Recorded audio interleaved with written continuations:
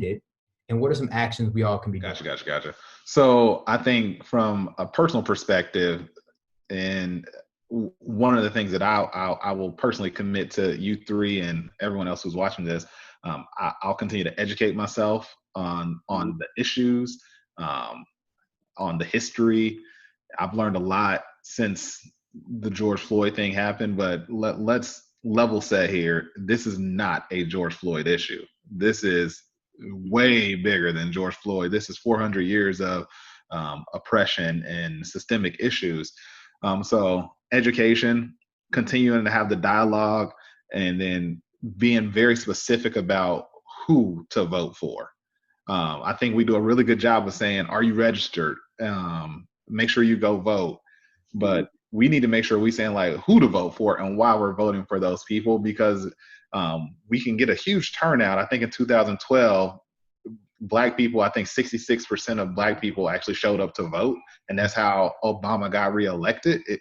The percent of Black people that showed up to vote then was more of the percent of white people that showed up to vote. And Obama wins the reelection. But we need to be very specific about like who to vote for in some of those local elections as well, because when we start to talk about making change, if we can make the change here in Cincinnati, there in Atlanta, there in San Jose, and then on the local level, if things are going how they need to go, eventually we will get to the point where having an Obama in office would have made an impact because he would have had the Congress that he needed to actually get some things done. Mm-hmm. So for me, it's going to be educate myself, make sure I'm voting, and then continue to have the dialogue, not just with my Black friends, but also with some of my white friends to make sure that they understand like, hey, this is why this is so important. Let me help educate you. Yeah. I heard the CNN panelist Kumo talk about, and Mays, this goes back to what you said, and Rick, I'm gonna come to you in a second. He talked about this isn't a minority issue. This is a majority issue. And we need for the majority to understand what the minorities are going through during this moment, right? Yeah.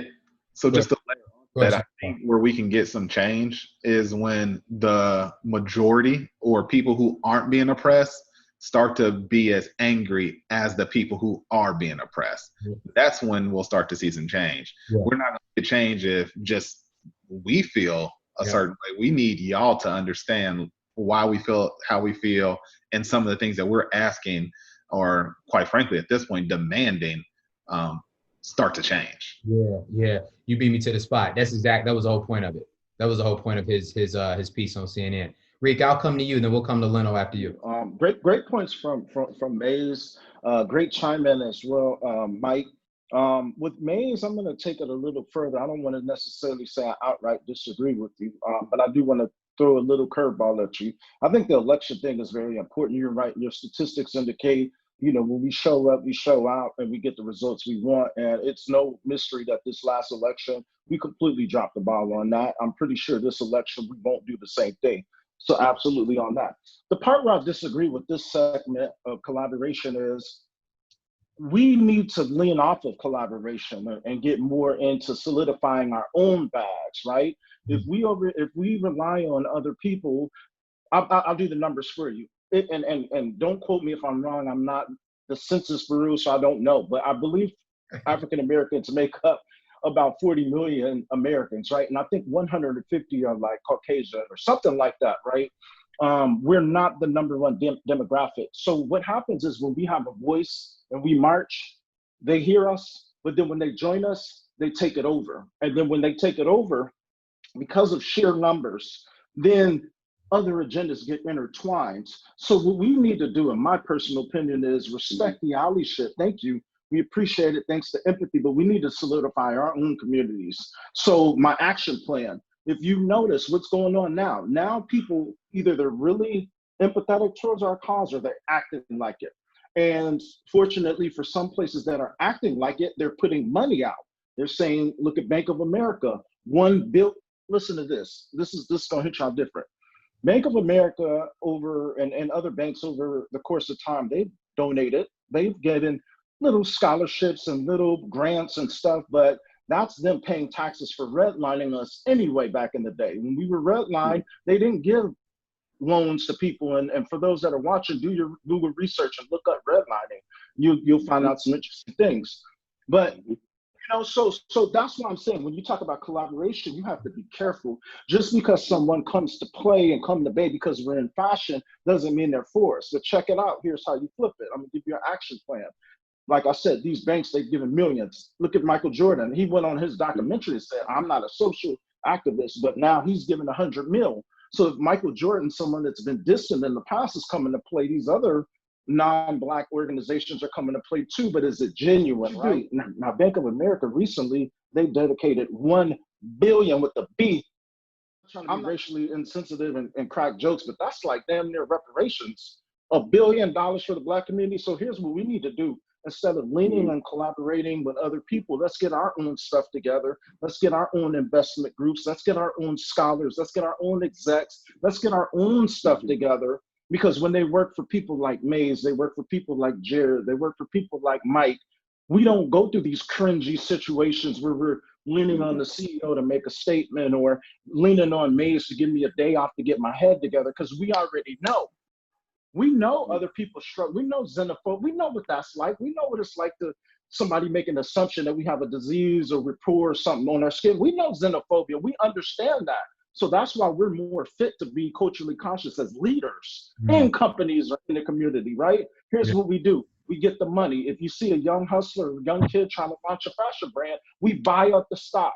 You see, a young Black girl, trying to start a hair company. We buy up the products, whether we use it or not. You don't use it, give it to your cousin. That's what we do. We keep the money here. We build Black Wall Street all over again. And guess what? Since we got camera phones, they're not going to burn us down like they did Oklahoma in the 30s or whatever year that was, 20s. They can't burn us down. They burn us down, we're going to catch it on camera, and we're going to repeat this cycle. You worrying about riot and looting, you burn our stuff down, you're going to have a bigger problem, and we're going to catch it on camera this time. So that's how you flip the narrative. Now, collaboration is good. I'm not, going on Louis Farrakhan, Malcolm X on you, but that's the reality. The problem we've had in the past is we lean on government, we lean on partnerships, and it doesn't work. And then when we lean on the government, it's half-assed. You know what I mean? When we lean on people to do stuff, they'll throw money at it, but it's up to us to configure and streamline everything into its proper places, right? If you give us a lot of money, that just puts a Band-Aid over a big problem, and that's not what we need at this time. We need real solutions. And we appreciate the allies, but we need to fix our own self, and we need to educate too, like May said, and that starts with education. That's the word, Reek. And Leno, I'll come to you. Reek, I think what I'm hearing you say though, bro, is the allies and the partnerships are cool and respected as long as they're authentic and genuine. But we can't rest solely on that collaboration. We have to build our own communities, our own selves, our own families first, and then in partnership with the collaboration, that's where it makes sense. But we can't rest solely on the collaboration. Did I hear you right? Or if you're a member of power, like you are in a very respected organization that you represent, and same with me is another great Fortune 500 company, you pull up your brother. You pull up your brother. You throw the lobs. Right. You help them out. But yes, you got my point. That's good, man. And wait, real quick, can I just jump in here real fast? Yeah, please. I didn't have an opportunity to speak on the whole corporations thing, and I actually agree with what Rico's saying as far as like the whole collaboration piece. I just want to tag on to the Nike piece. Nike is in the position to where they can say, look at what we have done. Look at what we have been doing. I'm disappointed that companies have to come out and say, here's our plan going forward. You shouldn't have to have a plan. Everyone should be able to just consciously be able to say, oh, we've been riding with this. This ain't new to us. Nike is able to say, this ain't new to us. Right. Now, Nike's doing it for capital gains just like everybody else. It's just they picked the right side of history. And I feel like a lot of our organizations, we may even work for them, did not pick the right side of history. And y'all saw my message last night on the group me where when Roger Goodell came out, it's too late, Roger. Exactly. No, you don't get to say we were late to this party. It's cop. It's all cop. That's what angers you. Like I don't want to see your plan now. You should be Kaepernick today. This is old news. This ain't new. So that's what I really wanted to jump in on Rico's point around collaboration and these corporations. And it goes back, I think, to another point Rick talked about. Like we know who's who's real and who's not, right? Mm-hmm. One, the to me, to your point, the delay are the people who ain't really rocking. That's a cowardly thing to me. If you weren't part, and I respect. Listen. I can't even say I respect it. I acknowledge it, but my respect goes to the people that was out the gate with it, and the ones, to your point, Maze, we've been here in this space. You kind of just showed up. Now we can go back and forth as to what, Rick, you talked about this, the motives of what a Nike would be. Most of you are the people who built Nike up, or what? African American people. You know what I'm saying? The African American athlete. So did you feel as though you had to do this, right? And again, that's a whole nother thing. Leno, I'll come to you. Any closing comments, man, around just things that we can be doing together, whether it be within our own communities, as Rico kind of highlighted, and Maze, or if that's collaboration with other people? Yes. So once again, I loved it, and we touched on this. And Maze said it best. I don't want to be the voice of all Black people, and this is a perfect example, because I love how I know I brought up collaboration, and we got an even deeper understanding of what type of collaboration, because I didn't even go into that piece. So I love the minds of my brothers right here, and Rico is so on point with that. Definitely, we have to. And May said this: we have to be solidified within each other. May spoke on it. Educate yourself. Know your history. Those are one of the things that, as African Americans, it's a must. I don't see, as an African American, you don't know your history. You're not peeling back those pages, as difficult as it may be and how hard it may be. Know your ancestry. There's a lot of resources out there that know your ancestry. So that's definitely a key part of this. And Mays touched on this. No government, no legislation. Who are we voting for? It's important to really, really, really understand that, and for our people to know that. Both of those things, key things, and continuing on the dialogue. Once again, I've come to see a lot of white people, no matter how sincere or genuine they may be, they don't know how to respond. They don't know what to say. I think as far as collaboration, that piece, we sort of have to be on offense. We can't wait for them to say anything, because we'll get to a point to where nothing's being said or done at all.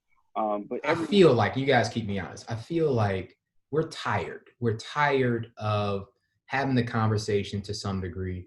We're tired of seeing what we've seen for countless times. There is a piece of just weariness, it feels like, amongst the Black community, male or female, in the conversation that I'm having.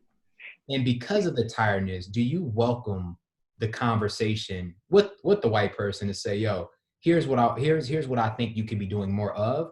Or are you on the other side where it's like, look, I ain't got the time, I'm tired, you go figure it out yourself? Which side, if there is a side, do you all feel as though you all are on? I'm not gonna go full Amanda Seals and go trampoline time on people who are reaching out to me, but and I respect very, very much her opinion and the way she stated it.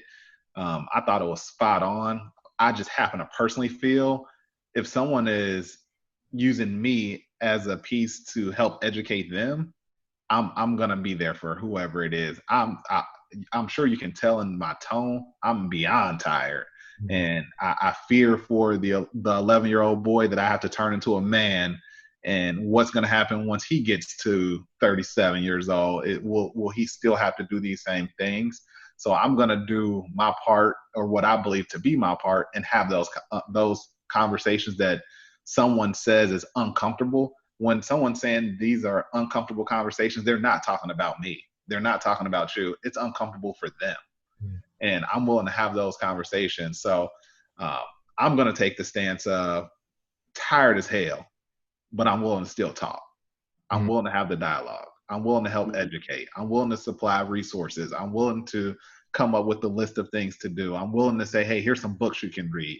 Oh, I saw this article. Check this out. It'll help you understand a little bit better. Personally, I'm going to lean on that side of things. Yeah. Enrique, I want to come to you on this, man. Before you go, let me just 10 seconds or less. Maze, I'm exactly where you are. I'm tired of it. I will entertain the conversation, but what I also do in the entertainment of the conversation is press past the shallowness of what you came to me in.